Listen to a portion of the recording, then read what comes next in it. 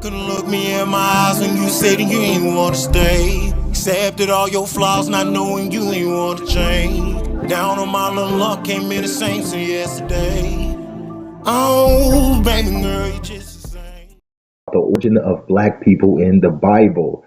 All right, you know how I do it. I don't play games. I'm going to go into in depth detail. All right, so stay focused and stick around. Shalom. All right, so all praises. So let's jump into Jeremiah 14 and 2 really quick. That's where we're going to start. And sometimes when you go to this verse, some people will be like, hey, they're talking about a famine that they were going through and not exactly about color. And in one way, you would be right. Because they were talking about a famine, but they were also talking about their skin tone or their skin color as well. As we go precept upon precept, we're going to understand that. All right, so let's go. Jeremiah 14 and 2. Judah mourneth in the gates thereof language. So the Israelites are mourning or discussing something that's heavy amongst each other. They are black unto the ground. So black in different shades of brown. And the cry of Jerusalem has gone up. Let's keep going. Their nobles have sent their little ones to the water. They came to the pits and found no water. They returned with their vessels empty. They were ashamed and confounded and covered their heads. Right? So there was nothing to drink. There was a famine going on. We'll understand that more if we read one more verse. Because the ground was chapped. There was no rain in the earth. Plowmen were ashamed. They covered their heads. So now we see right here that there is a struggle, but they're also expounding on the fact that they are a black people, different shades of brown. We can better understand this verse if we go to Isaiah 3. We go to Isaiah. Let's go to Isaiah really fast. I'm going to try to make this as fast as possible. Isaiah 3, we'll start at 24. And it shall come to pass that instead of sweet smell, there shall be stink. It's talking about the daughters of Zion. All right. And instead of a girded, a rip. And instead of well set hair, baldness. And instead of a stomacher, a girding of sackcloth. So dingy clothes. And they would be underweight or overweight in these cases, right? And burning instead of beauty. The man shall fall by the sword and the mighty by the war, and her gates shall lament and mourn. If you don't know what lament means, it means to sorrow, okay, to go through sorrow or a great struggle, okay. We can actually click on that. Um, yeah, we can actually click on that and get the definition. We can web search it or we can define. And let's see real quick. A passionate expression of grief or sorrow, okay, or sorrow. Let's go back. Right, lament and mourn, and she being desolate shall sit upon the ground. All right, so there's obviously a great struggle that's going on inside of that captivity. We can better understand that if we keep going. We go to the next. We go to Lamentations 2. Let's go there real quick. Lamentations 2, we'll start at 8. The Lord hath purposed to destroy the walls of the daughters of Zion. He hath stretched out a line, he hath not withdrawn his hands from destroying. Therefore he made the rampart and the wall to lament. They language together. So right there we can see Jeremiah and Isaiah 3 correlated and saying the same thing in this one verse. Now let's keep reading to get a better understanding about what's being told. Her gates are sunken into the ground. He hath destroyed and broken her bars. Her kings and princes are among the Gentiles. The law is no more. Her prophets also find no vision from the Lord. Right? Her elder daughters of Zion sit upon the ground and keep silent. They have cast up dust upon their faces. They have girded themselves with sackcloth or dingy clothing, right? The virgins of Jerusalem hang down their heads to the ground. So even the younger women, okay, our younger women lay their heads down to the ground. So we're seeing a clear correlation of a struggle, of famine, right? And the repeating of the same words in a different way, like in Jeremiah 14 and then in Isaiah 3 and 26. Okay, so now we're in Lamentations 2. Let's go up a couple chapters to Lamentations 4 to get an understanding of all of those verses. Let's see.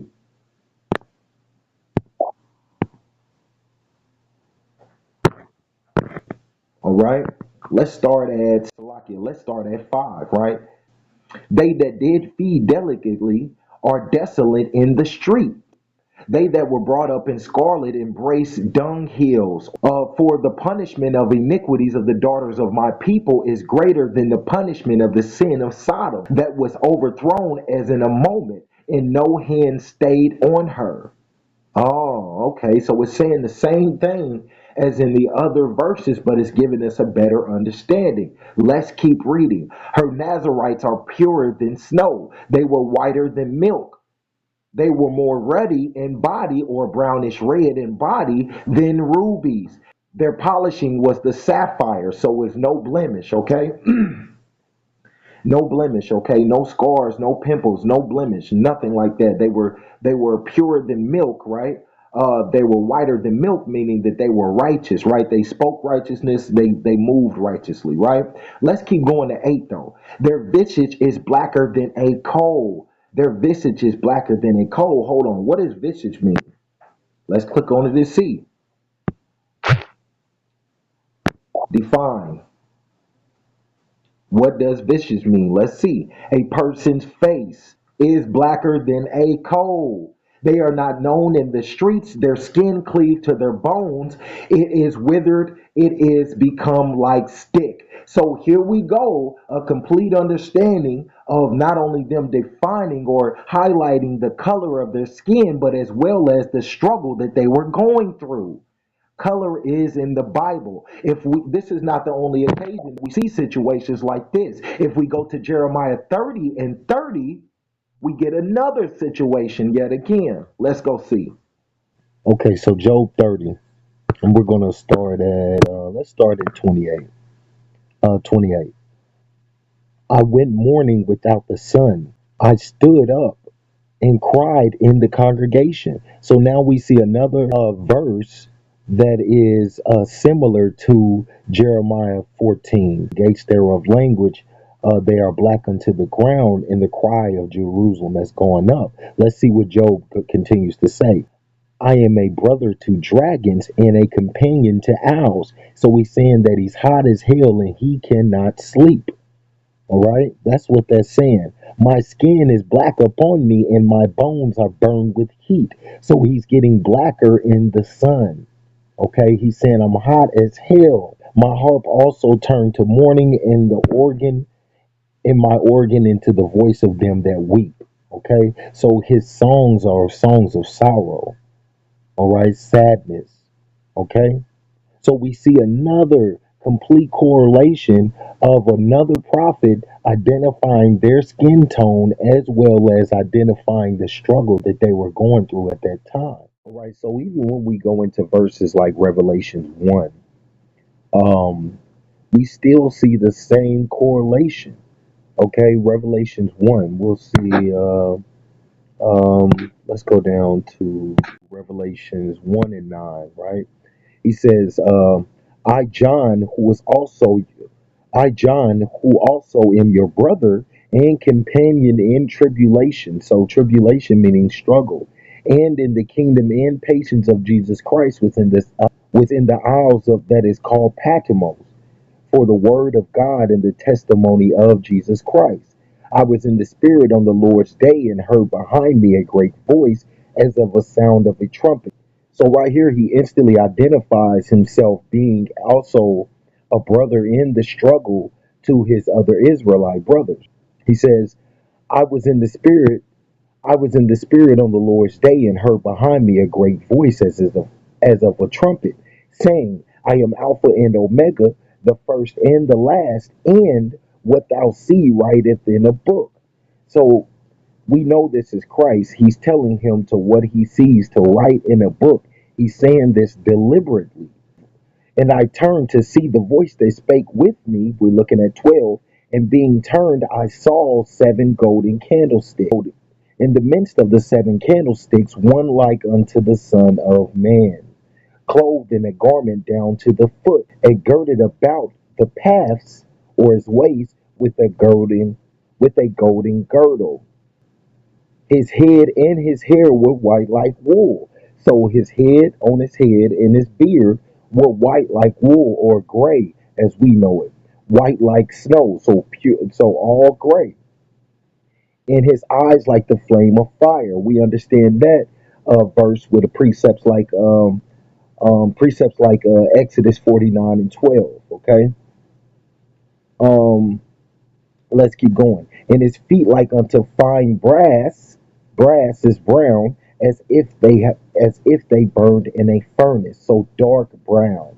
So dark brown. And his voice as the sound of many waters. Okay, so here's another correlation of not only skin tone, but a struggle. And we're talking about Jesus Christ here. And some people will be like, "Oh, Middle Eastern and all of that." Okay, let's not go around the fact that he was a Hebrew, Israelite, born and raised in Nazareth, um, born and raised in Nazareth. Okay, in Nazareth, and we all know that they were darker skinned people. Okay, so these are plain, and then another correlation as far as he said in 9, I John am your brother and companion in tribulation in the struggle. It's clear as day. Color is in the Bible,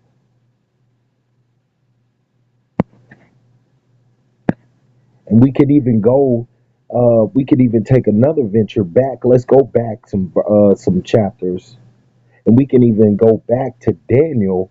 What's that? Daniel 10, right? Daniel 10.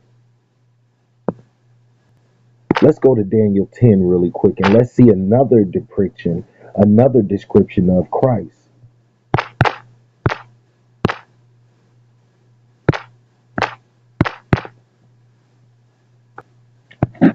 That should be 6, right?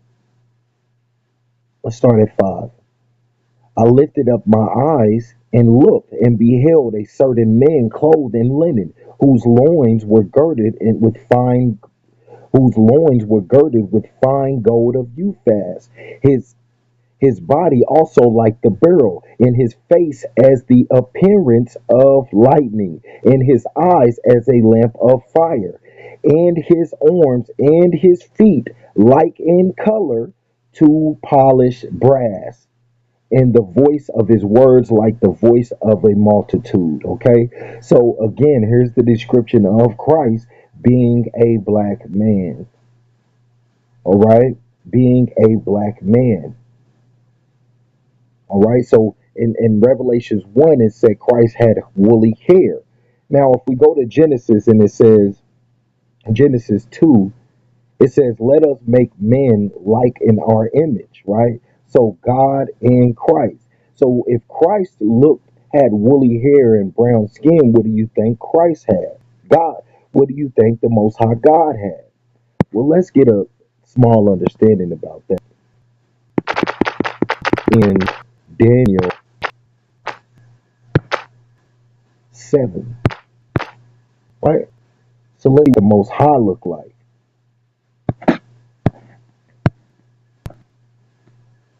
Let's start at 9. I beheld till the thrones were cast down, and the Ancient of Days did sit, whose garment was white as snow, and the hair of his head like the pure wool. His throne was like a fury flame, and his wheels as burning fire. So it says that the Most High God's hair was like the pure wool. Iran's evidence of black Hebrews could change history forever. For centuries, the dominant narrative of biblical history has been shaped by Western scholars, religious institutions, and mainstream media. But what if a groundbreaking discovery from Iran challenges everything we thought we knew about the ancient Israelites? Imagine a revelation so profound that it forces a critical reassessment of religious teachings, historical scholarship, and cultural identity. Recent findings from Iran suggest that the original Hebrews, often depicted in Western art and theology, may not have looked the way we have always assumed. If this evidence is authentic, it could confirm what many have long suspected. The ancient Israelites were a black people whose legacy has been deliberately obscured by centuries of selective historical record-keeping.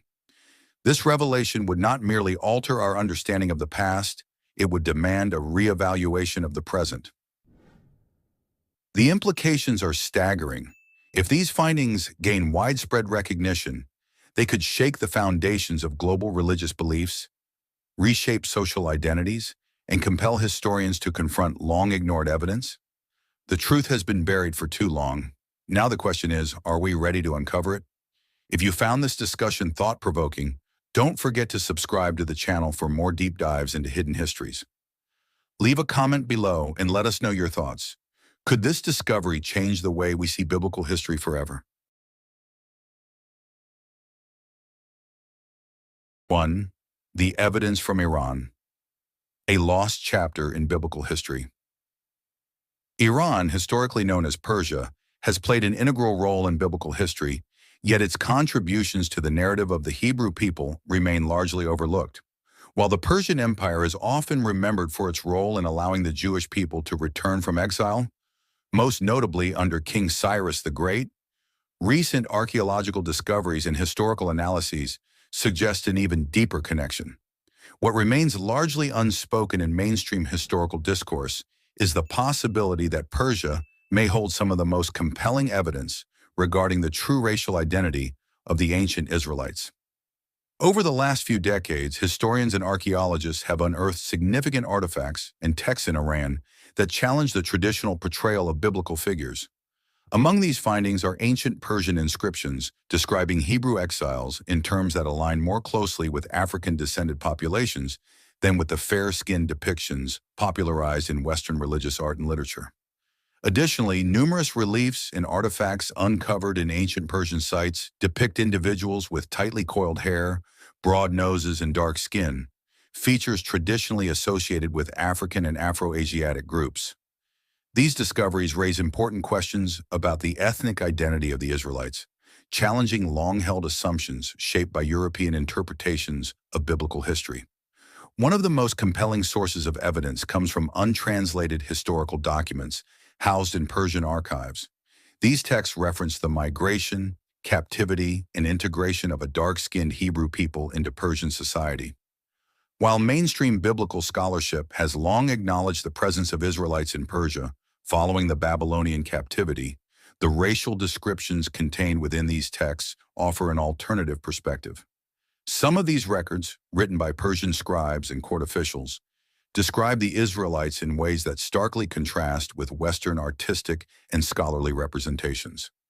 Rather than portraying them as fair-skinned Middle Easterners, these accounts describe a people of deep complexion, akin to the Cushites and other African-descended groups of the ancient world. These findings align closely with biblical descriptions of the Hebrews. In Jeremiah 13:23, the prophet rhetorically asks, "Can the Ethiopian change his skin or the leopard its spots?"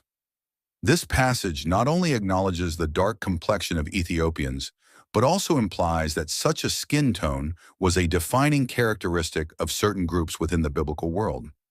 If the Israelites were distinctly different in appearance from the Ethiopians, the analogy would lose its rhetorical power.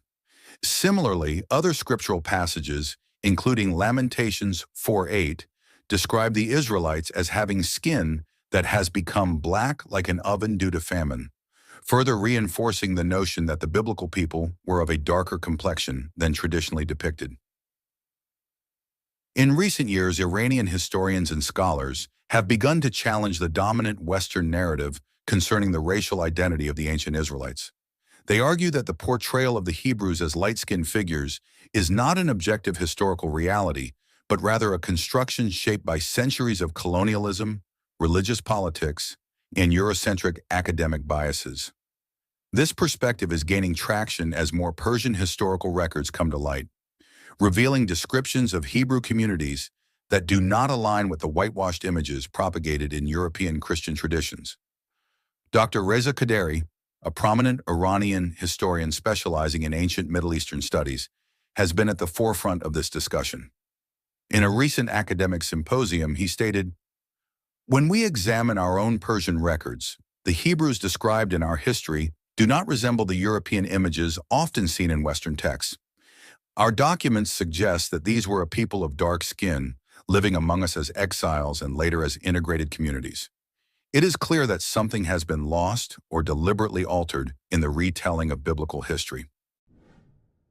Dr. Kaderi is not alone in his assertions. Other Iranian scholars have echoed similar sentiments, arguing that Western depictions of biblical figures have been shaped by artistic traditions that emerged during the Renaissance rather than by historical accuracy. Persian sources, on the other hand, provide an alternative record, one that presents the Israelites as a people whose physical features were more closely aligned with those of African and Afro-Asiatic populations. This revelation is not only significant within the field of Middle Eastern history, but also adds weight to the arguments long made by Black scholars and historians in the U.S. and Africa. For years, many of these scholars have contended that the true identity of the ancient Israelites has been deliberately obscured.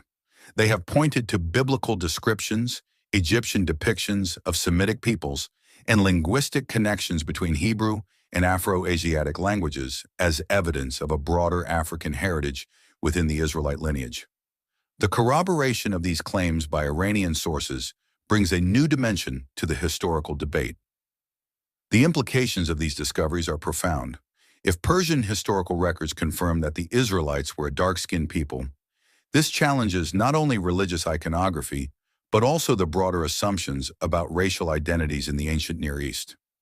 Western academia has long portrayed the Israelites as Semitic in the modern sense, a term that, in contemporary discourse, often refers to populations from the Levant with lighter complexions.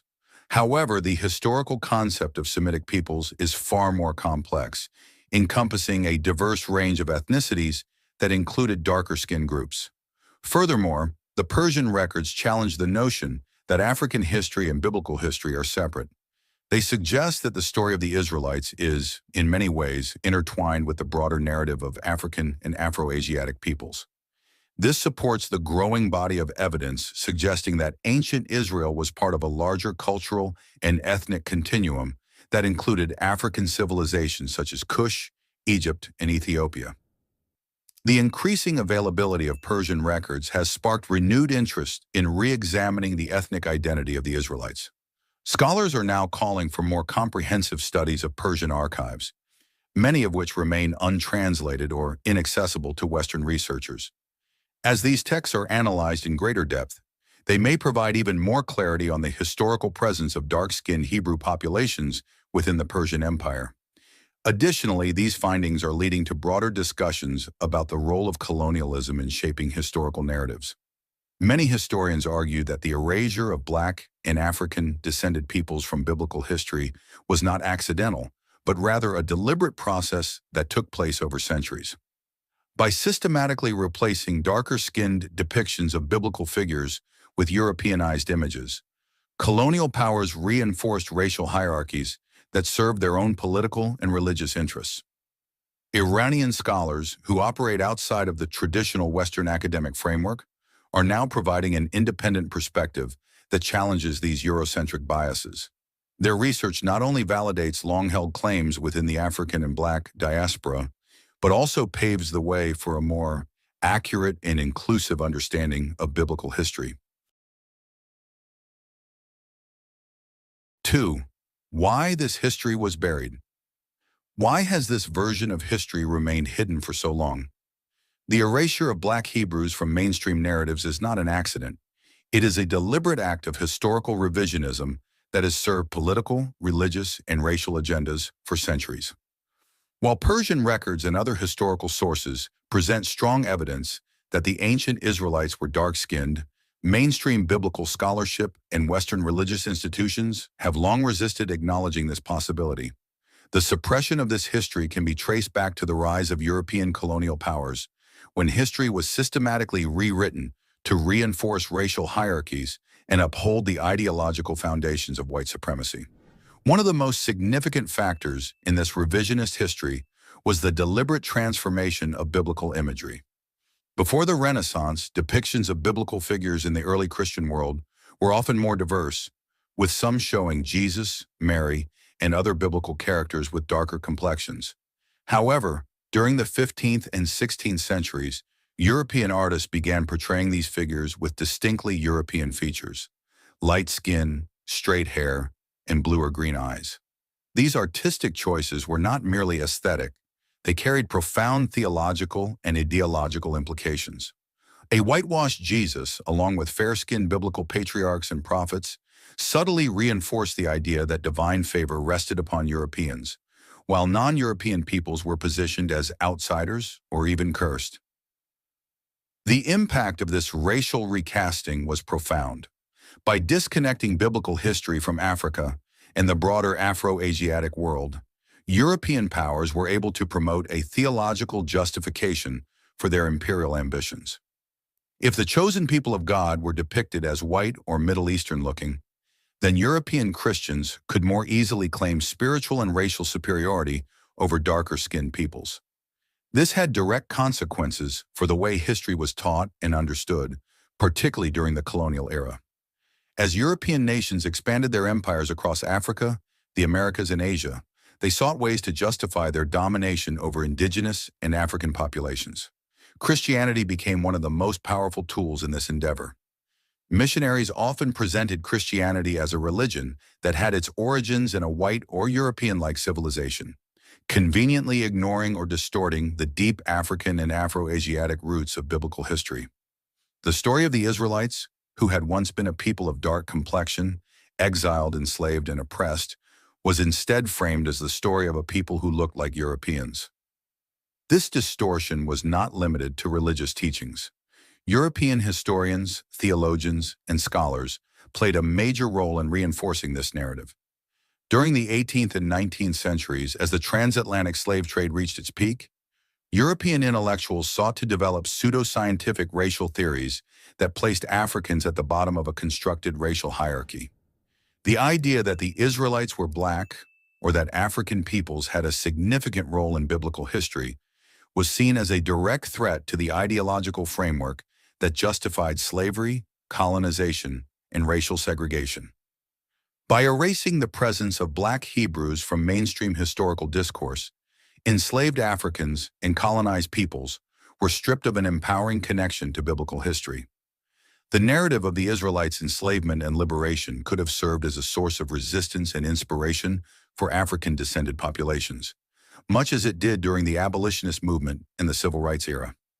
However, by presenting biblical figures as white or Middle Eastern-looking, European powers were able to minimize this connection, reinforcing the notion that black people had no direct link to the biblical past. Even today, mainstream biblical scholarship remains resistant to acknowledging the possibility that the ancient Israelites were black. Despite growing evidence, including genetic studies, linguistic connections, and historical records from Persia, Egypt, and other regions, many Western scholars continue to dismiss the idea as a fringe theory. This resistance is not due to a lack of evidence, but rather a deep-rooted unwillingness to challenge long-standing racial assumptions within biblical studies. One major reason for this resistance is the academic gatekeeping that exists within Western institutions. Many historians and theologians who question traditional racial narratives of biblical history face professional ostracism, lack of funding, and dismissal from academic circles. The field of biblical studies has long been dominated by scholars who operate within Eurocentric frameworks, making it difficult for alternative perspectives, particularly those that originate outside of Western academia, to gain traction. Additionally, religious institutions play a significant role in maintaining these racialized interpretations of biblical history. Churches, seminaries, and religious schools continue to promote the Europeanized images of Jesus, the apostles, and the Israelites, reinforcing a narrative that has been ingrained in the minds of believers for centuries. Acknowledging that the Israelites may have been black would not only require a reevaluation of religious teachings, but also a reckoning with the broader historical implications of this revelation. The emergence of Persian historical records that describe the Israelites as a dark-skinned people presents a direct challenge to the traditional Western narrative. Unlike many European sources, these Persian texts were written by contemporary observers who had no colonial or racial motivations to distort the truth. If these accounts are taken seriously, they could force a major re-examination of biblical history and the racial identity of the Israelites. The implications of this evidence are profound. If it becomes widely accepted that the Israelites were a Black or Afro-Asiatic people, it would challenge centuries of religious iconography, academic teachings, and cultural assumptions. It would also provide a powerful counter-narrative to the idea that Black people have no historical or biblical significance. Instead of being portrayed as outsiders to the biblical story, they would be recognized as central figures in one of the most important historical and religious narratives of all time. Furthermore, this revelation could lead to greater solidarity between Black communities and scholars from non-Western regions, such as Iran and other parts of the Middle East.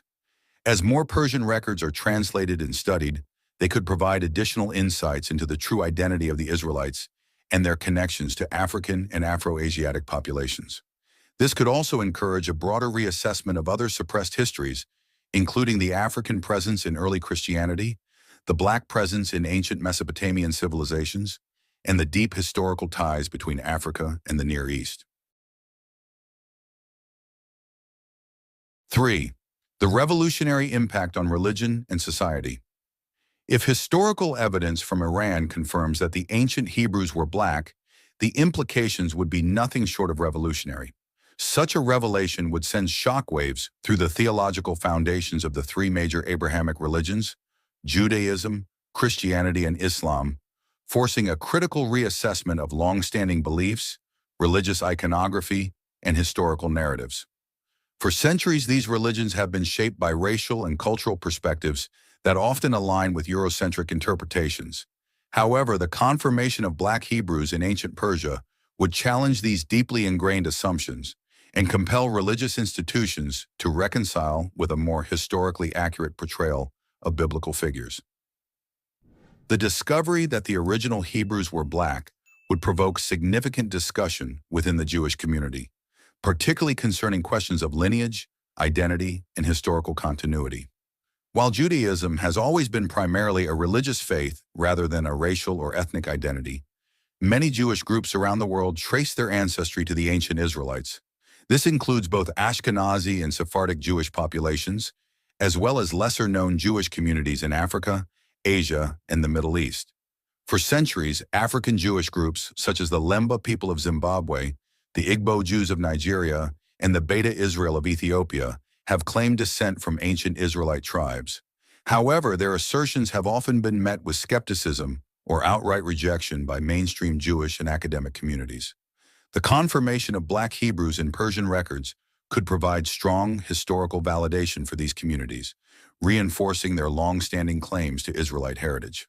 This revelation could also have profound implications for Jewish identity and the concept of Jewish peoplehood. If the ancient Israelites were originally a Black people who migrated, mixed, and dispersed across different regions, it could lead to a more inclusive understanding of Jewish heritage, one that embraces the full diversity of Jewish communities worldwide. Furthermore, it might challenge the dominant Eurocentric depictions of Jewish ancestry that have been shaped by centuries of European Jewish scholarship and cultural expression. Additionally, this newfound historical evidence could lead to renewed debates about the status of African-descended Jews within the global Jewish community. For decades, African and African-descended Jewish groups have struggled for recognition, facing barriers to acceptance in Israel and mainstream Jewish institutions. If the historical evidence confirms that the earliest Hebrews were indeed Black, it could strengthen the push for greater inclusion and acknowledgement of these communities as legitimate heirs to the Israelite tradition. Christianity, perhaps more than any other major religion, would face an unprecedented reckoning if historical evidence from Iran confirms that the ancient Hebrews were Black. For centuries, European Christianity has been instrumental in shaping the world's perception of biblical figures, particularly through religious art, iconography, and missionary teachings. The image of Jesus Christ as a fair-skinned, blue-eyed man has been deeply ingrained in Western religious consciousness, despite historical and geographical evidence suggesting otherwise. If history confirms that the Israelites were black, it would force a dramatic shift in the global Christian imagination. The realization that Jesus himself may have been a dark-skinned man from a black Hebrew lineage would not only challenge traditional artistic depictions, but also provoke deep theological and cultural discussions within the Christian community. Such a revelation could have a profound impact on black Christians, particularly in the Americas, where African-descended populations have often struggled with feelings of alienation from a religion that has historically been used to justify their oppression. A more accurate depiction of biblical history, one that affirms the African and Afro-Asiatic roots of Christianity, could lead to a renewed sense of connection and empowerment for black believers. Moreover, this revelation could spark significant changes in Christian theology, particularly regarding the role of race in biblical interpretation. Many doctrines and theological perspectives have been shaped by the implicit assumption that biblical figures were white or light-skinned Middle Easterners. If it becomes widely accepted that the Israelites were black, it could lead to a re-evaluation of certain theological positions, particularly those related to race, justice, and divine chosenness. Christian institutions, from the Catholic Church to Protestant denominations, would also be pressured to address the historical inaccuracies in their teachings and representations of biblical figures. Religious art, stained glass depictions, and illustrated Bibles might need to be reconsidered, sparking intense debates about cultural identity and historical authenticity within the Christian world. Islam has traditionally acknowledged the diversity of the prophets, emphasizing that God's messengers were sent to different peoples across time. However, if historical evidence from Iran supports the existence of black Hebrews, it could lead to a re-examination of how Islamic scholarship interprets the racial and ethnic identities of biblical and Quranic figures. In Islamic tradition, many prophets, including Musa, Moses, Harun, Aaron, and Isa, Jesus, are mentioned in ways that align with biblical accounts. While Islam does not provide extensive racial descriptions of these figures, certain hadiths and Islamic texts suggest that some prophets had darker skin. The confirmation of black Hebrews in Persian records could further validate these descriptions and challenge any lingering racial assumptions within segments of the Muslim world. Additionally, such a discovery could strengthen the historical and theological ties between African and Middle Eastern Muslim communities. African Muslims, particularly those in Sudan, West Africa, and Ethiopia, have long maintained that their ancestors were closely linked to the early Semitic peoples of the Bible. If the Israelites were indeed a black or Afro-Asiatic people, it would reinforce these connections and contribute to a more inclusive understanding of Islamic history. For decades, the black Hebrew Israelites have argued that African Americans are the true descendants of the biblical Hebrews.